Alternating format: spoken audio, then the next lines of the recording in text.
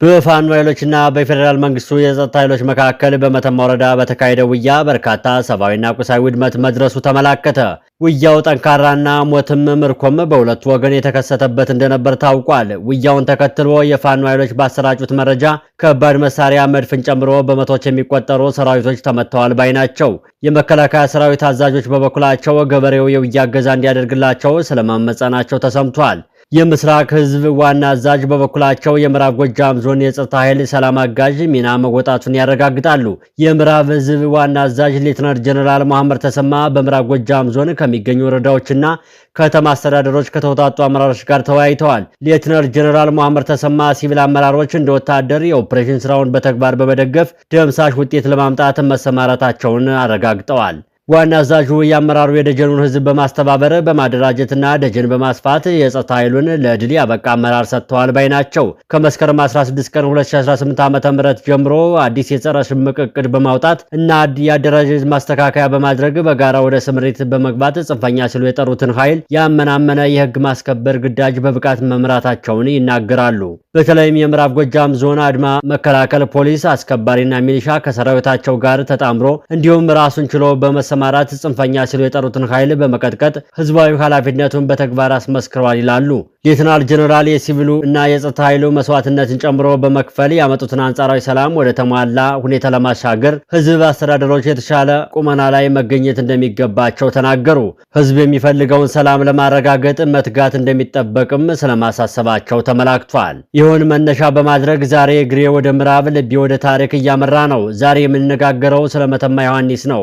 መተማ ያቺ የጀግኖች አጥንት የተከሰከሰባት የንጉሠ ነገሥቱ አፄ ዮሐንስ አራተኛ ቅዱስ ደም የፈሰሰባት የኢትዮጵያ ሉዓላዊነት ደጃፍ ታሪክ እንደሚናገረው መተማ ከተማ የክብር መዝገብ ነበረች። ዛሬ ግን መተማ የእሳት ግምጃ ሆነች። በሁለት የአንድ እናት ልጆች መካከል በሚለኮስ እሳት እየተለበለበች ትገኛለች። በሱዳን ድንበር በዚያች የንግድና የስትራቴጂክ ቁልፍ ቦታ ሰሞኑን ምድርን ያናወጠ ውጊያ ተስተናግዷል። ነገሩ ወዲህ ነው። በአንድ በኩል መንግስት ህግ ማስከበር ዘመቻ እያለ በሚጠራው፣ በሌላ በኩል ደግሞ በህዝብ ዘንድ የህልውና ተጋድሎ ተብሎ በሚታመነው በዚህ ጦርነት መከላከያ ሰራዊቱና የፋኖ ኃይሎች ተፋጠዋል።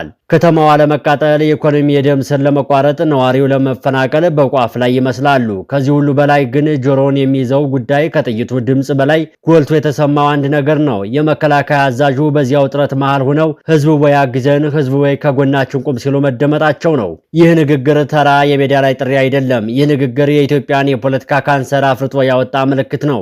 የትኛው ህዝብ ነው የሚተባበረው? ያ ሁሉም የመድፍ ሩምታ እየወረደበት ያለው ህዝብ ወይስ መብት አልተከበረም ብሎ ልጆቹን ጫካ የሰደደው ህዝብ? ይህ ጥሪ ስለ ጦርነት ምን ይነግረናል? ስለ መንግስት የፖለቲካ ቁመናስ ምን ያመላክታል? ዛሬ ስሜታዊ ሳንሆን የፖለቲካ ወገንተኝነት ሳያጠቃን ነገሩን ከስር መሰረቱ ከወታደራዊ ሳይንስና ከታሪክ አኳያ እንተነትነዋለን። አብራችሁን ቆዩ።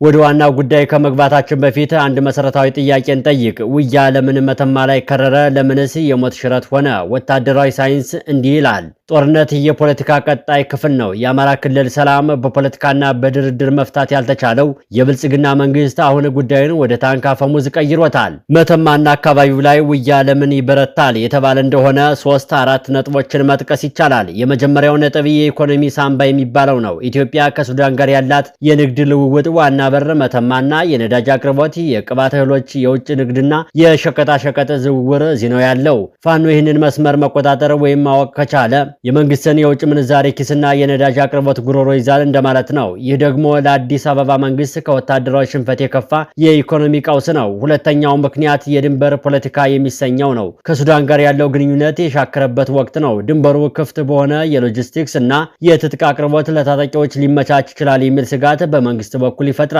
ለፋኖ ደግሞ ከሀገር ውስጥ ከበባ ለመውጣትና ዓለም አቀፍ ትኩረትን ለመሳብ መተማ ወሳኝ ነጥብ ናት። ነገር ግን በዚህ የጂኦፖለቲካ ጨዋታ ውስጥ የሚረገጠው ሳሩ ወይም ህዝቡ ነው። በመተማ የተካሄደው ውጊያ መንግስት ታንክና ድሮን ሲጠቀም፣ ታጣቂው ደግሞ የመተማን የከተማውን መልክዓ ምድርና ህዝቡን እንደጋሻ ይጠቀመዋል። ውጤቱ ምንድነው የተባለ እንደሆነ የከተማው መውደም፣ ባንኮች መዘረፍ፣ የሆስፒታሎች መውደምና የንግድ ሁኔታዎች መቋረጥ የሚሰኙ ናቸው። ይህ የሚያሳየው ጦርነቱ ህግ የማስከበር ወይም ሽፍታን የመደምሰስ ጉዳይ ብቻ ሳይሆን የሀገርን ኢኮኖሚና ማህበራዊ መሰረት የመናድ አደጋ እንዳለ ነው።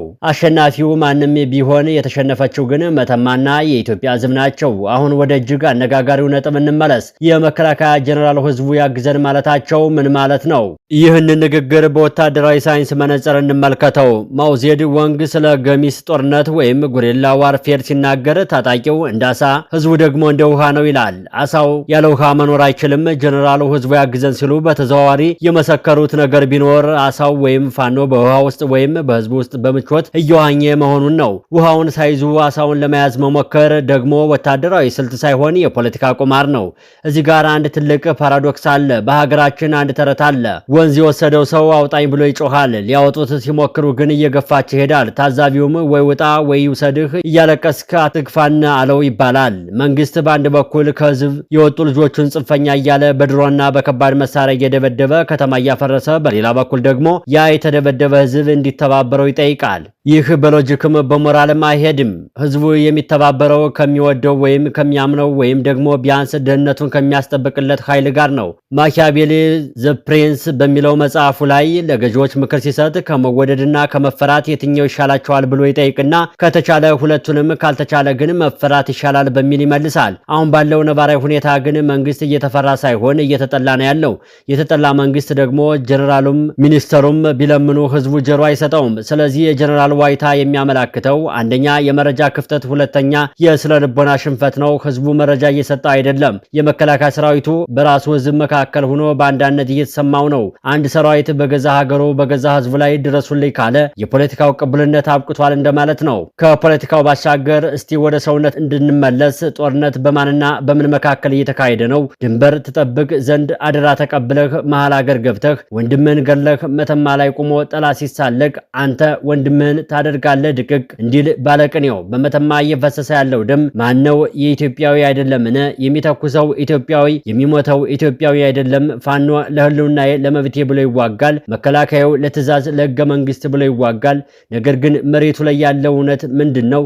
አንድ ወታደር ጠላትን ሲዋጋ ጀግና ብሎ ይሞገሳል። የገዛ ወንድሙን ሲዋጋ ግን ውስጡ ይበላል። ይህ ሳይኮሎጂ በሚባለው ሳይንስ የሞራል ጉዳት የሚባለው አይነት ነው። መከላከያ ሰራዊቱ አሁን በዚህ ቀውስ ውስጥ ነው። የደንብ ልብሱ የሀገር መከላከያ ቢሆንም እየተሰጠው ያለው ተልዕኮ ግን የፖለቲካ ፓርቲ ስልጣን የማራዘም ተልዕኮ እየሆነበት ሞራሉ ተነክቷል። ታሪክ ወደ ኋላ ብንል ደርግ የወደቀው መሳሪያ አጥቶ አልነበረም። የሚዋጋበት የሞራል መሰረት ሲናድበት ነው። እጄን አልሰጥም ያለው ሰራዊት የተበተነው። ዛሬ በመተማ የምናየው የታሪክ ግድዶች እንዳይደገም ያሰጋል። መንግስት ሊረዳው የሚገባው ሀቅ አለ። ታንክ ህንፃን ያፈርሳል እንጂ እምነትን አያፈርስም። መድፍ ምሽግን ይዳል እንጂ መብት የተነካ ብሎ የቆረጠ ልብ አይንድም። ዓለም አቀፍ የጦርነት ታሪኮችን እንመልከት። አሜሪካ በቪየትናም፣ ሶቪየት ህብረት በአፍጋኒስታን ለምን ተሸነፉ? የጦር መሳሪያ አጥተው ነውን? ቴክኖሎጂን አንሶ ነውን? የሚመስል አይደለም። የተሸነፉት ለህልውናቸው ለሀገሩ ነጻነት ብሎ የሚዋጋ ህዝብ ጋር ፊት ለፊት ስለገጠሙ ነው። የሞራል ልዕልና ያለው ኃይል ከኒውክሌር ባለቤት ይልቅ አሸናፊውን የሚሆንበት አጋጣሚም በርካታ ነው።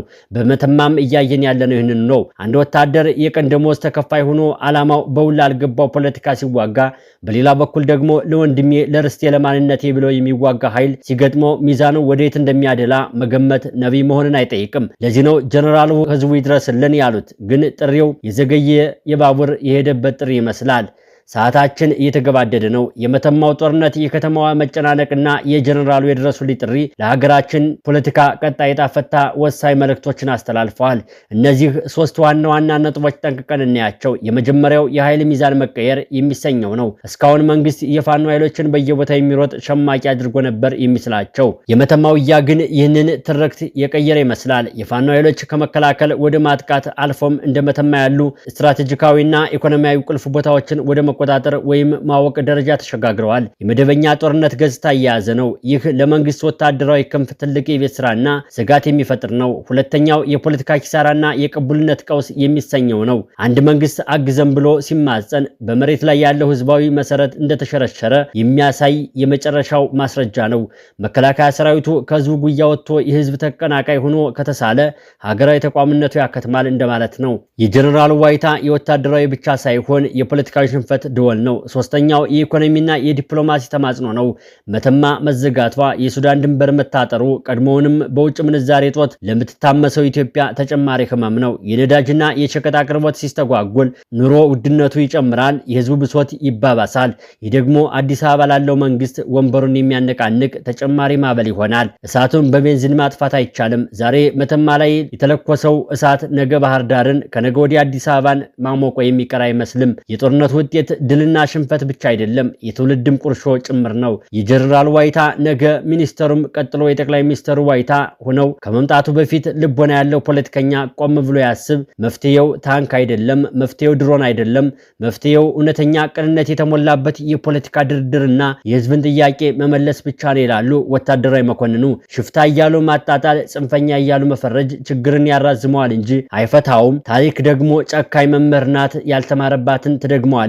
ኢትዮጵያ ከዚህ የደም አረንቋ ትውጣ ሲሉ መልእክታቸውን ያጠቃልላሉ። ለዛሬው በዚህ አበቃን። ቸር ያቆየን።